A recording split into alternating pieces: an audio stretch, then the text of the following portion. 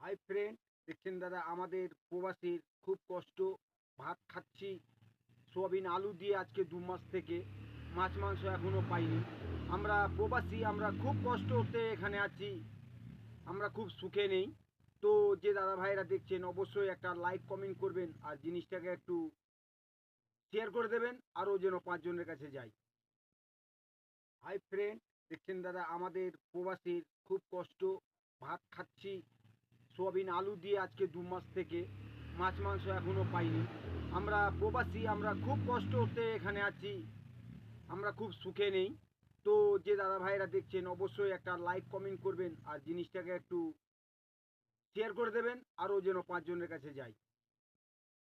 Hi friend, দেখছেন দাদা আমাদের প্রবাসীর খুব কষ্ট।